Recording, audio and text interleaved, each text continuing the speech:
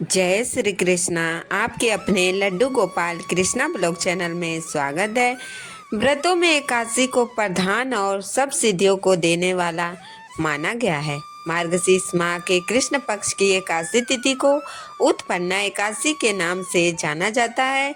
इस दिन व्रत रखने से सभी मनोवांछित फलों की प्राप्ति होती है, घर में सुख समृद्धि आती है और मन भी निर्मल होता है।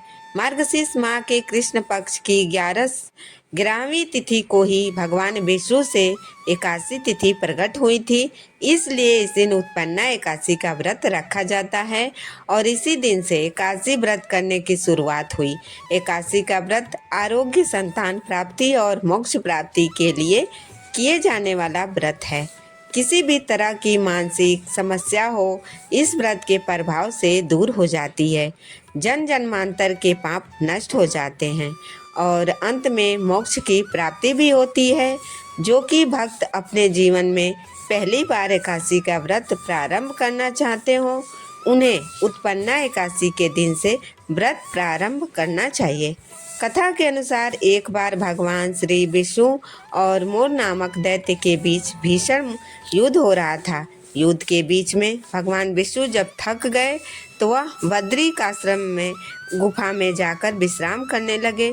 दरअसल विश्राम करने के पीछे भी भगवान विष्णु की लीला ही थी। इसी बीच राक्षस मोर भगवान विष्णु का पीछा करते हुए उसी गुफा में आ पहुंचा और विश्राम कर रहे श्री विष्णु जी को उसने मारना चाहा। तभी श्री विष्णु जी के शरीर से एक दिव्य तेज प्रकट हुआ, जो एक देवी के रूप में परिवर्तित हो गया और उन्होंने राक्षस का वध कर दिया।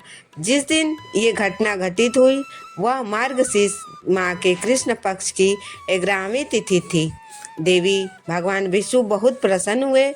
उस देवी पर भगवान विष्णु बहुत प्रसन्न हुए और उन्होंने उनका नाम एकादशी रख दिया। श्री हरि के शरीर से उत्पन्न होने के कारण उत्पन्ना एकादशी यह स्थिति का नाम पड़ गया। अब चलिए आपको बताते हैं साल 2024 में इस बार पवित्र उत्पन्ना एकादशी का व्रत कब और कब रखा जाएगा, पारण कब किया जाएगा। क्योंकि इस बार भी एकादशी तिथि 2 दिन रहने के कारण आपके मन में यह प्रश्न जरूर होगा कि किस दिन आपको उपवास रखना चाहिए। इस बार मार्गशीर्ष माह के कृष्ण पक्ष की एकादशी तिथि प्रारंभ होगी 26 नवंबर मंगलवार को 1:03।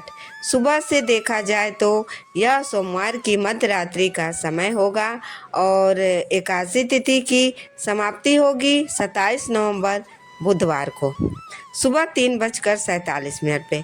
मंगलवार के दिन सुबह से लेकर रात तक एकादशी तिथि विद्यमान रहेगी। मंगलवार को तो एकादशी तिथि है ही, लेकिन साथ ही साथ बुधवार के दिन भी एकादशी तिथि का स्पर्श हो रहा है, यानी कि सूर्योदय से पहले एकादशी रहेगी। तो इस बार एकादशी का व्रत 2 दिन रखा जाएगा, यानी 26 नवंबर मंगलवार और 27 नवंबर बुधवार को। शास्त्रों में ऐसा कहा गया है कि जब भी एकादशी तिथि 2 दिन होती है तो दूसरे दिन वाली एकादशी का व्रत रखना ज़्यादा पुण्य फल देता है और यहाँ पर आपकी इच्छा और आपकी श्रद्धा पर निर्भर करता है कि आप किस दिन उपवास रखना चाहते हैं। तो देखिए, आपको 27 नवंबर बुधवार को ही एकादशी का व्रत रखना चाहिए, लेकिन फिर भी बहुत से लोग एक दिन पहले वाली एकादशी में ही व्रत रख लेते हैं। तो आपको दोनों ही दिन के पारण मुहूर्त में की ही पारण मुहूर्त में ही करना चाहिए। तो ये भी आपको बताएंगे। 26 नवंबर मंगलवार को ब्रह्म मुहूर्त सुबह 5:16 से 6:04 तक रहेगा। अभिजीत मुहूर्त सुबह 11:52 से दोपहर 12:35 तक रहेगा। प्रीति योग जो कि बहुत ही शुभ योग है, प्रीति योग। और स्नान योग में कोई पूजा किया जाए, कोई उपवास किया जाए तो वह अवश्य फलित होता है। प्रीति योग दोपहर 2:03 तक रहेगा और उसके बाद में आयुष्मान योग सारा दिन रहने वाला है। प्रातःकाल पूजा का मुहूर्त रहेगा सुबह 5:32 से सुबह 6:53 तक। सायकाल पूजा का शुभ मुहूर्त रहेगा शाम 5:24 से 6:45 तक और राहु काल दोपहर 3 बजे से 4:30 बजे तक रहेगा। द्वादशी तिथि प्रारंभ होगी 27 नवंबर बुधवार को सुबह 3:48 से और समाप्त होगी 28 नवंबर गुरुवार को सुबह 6:24 पर। अब आपको यहाँ पर एक बात का विशेष ध्यान देना है कि जब भी एकादशी का व्रत रखा जाता है तो अगले दिन व्रत का पालन करते समय यानी व्रत खोलते समय यह भी देखा जाता है कि उस समय हरिवासर तो नहीं है, क्योंकि हरिवासर की समाप्ति के बाद ही व्रत खोला जाता है और हरिवासर को जो समय होता है वो लगभग 4 या 5-6 घंटे का समय होता है। द्वादशी तिथि लगते ही द्वादशी तिथि के साथ साथ हरिवासर का समय भी शुरू हो जाता है। इस समय भूल से भी व्रत नहीं खोलना चाहिए। और बुधवार को इस बार सर्वार्थ सिद्धि योग बन रहा है। सूर्योदय होगा इस दिन सुबह 6:53 पर और सूर्यास्त होगा शाम 5:36 पर। ब्रह्मा मुहूर्त सुबह 5:16 से 6:04 तक रहेगा। आयुष्मान योग दोपहर से 6:04 तक रहेगा।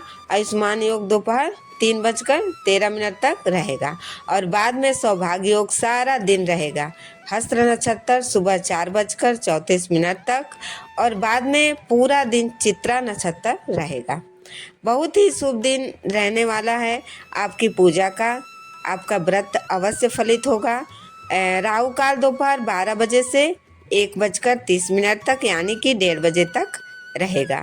हरिवासर 27 नवंबर बुधवार को सुबह 11 बजे तक रहेगा और जब तक हरिवासर रहता है तब तक व्रत नहीं खोला जाता है।